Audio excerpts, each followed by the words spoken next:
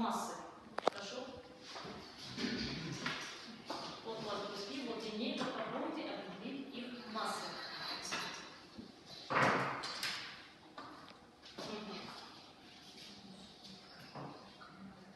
Получается? Нет? Что-то не так. Так ведь? У нас не получается определить массу данного тела.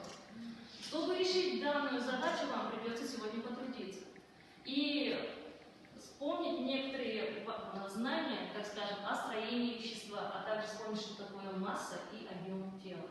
И сегодня мы с вами познакомимся с новой физической величиной. Теперь, перед вами куски. Помните, мы на прошлом уроке с ними работали. Что мы делали? Что мы делали на прошлом уроке? Помните?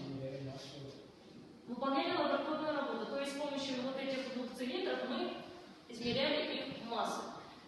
Если смотреть по фигуре, они одинаковая форма? Одинаковая форма, так ведь? И даже если смотреть, у них объемы какие? Одинаковые. Но когда то есть вы брали их, получается, на весы, то весы что показывали? Одинаковую массу? Нет. А почему так? Интересно. Почему? Хорошо. Давайте возьмем еще два тела. Они тоже цилиндрообразные, и если посмотреть по размеру, по формам, они тоже одинаковые. Если я поставлю их, получается, на наши весы, что мы будем наблюдать? Что мы увидим? Как вы думаете? То есть, которая будет масса иметь больше? Естественно, это. Почему? Подумайте, пожалуйста. Чем отличие вот этих двух веществ? Даже если по цвету посмотреть, они какие? Они сделаны из разных веществ. Теперь обратите, пожалуйста, внимание на данный рисунок.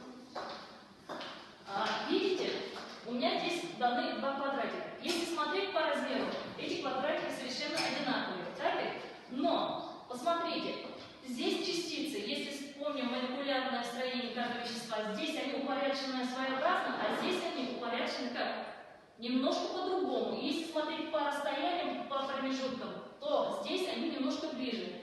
То по упорядоченности мы что можем сказать о частицах этого тела? Они более укомплектованы, более как находятся друг к другу? Плотнее. Итак, смотрите, мы говорим, даже я вот, чтобы у вас немножко шпаргалочка была, даже прочитала, сколько количеств веществ здесь, частиц, 56, да? А здесь она немножко побольше. То есть мы говорим, что они немножко поплотнее. Итак, мы пришли к названию нашего сегодняшнего темы. Какой у нас сегодня урок? Посвятим чему? Ну? Тему урока что? Строение? Нет, мы уже дошли эту тему. Как? Ким? Покройте, пожалуйста. Плотность тела. Правильно, плотность тела. Открыли тетрадки.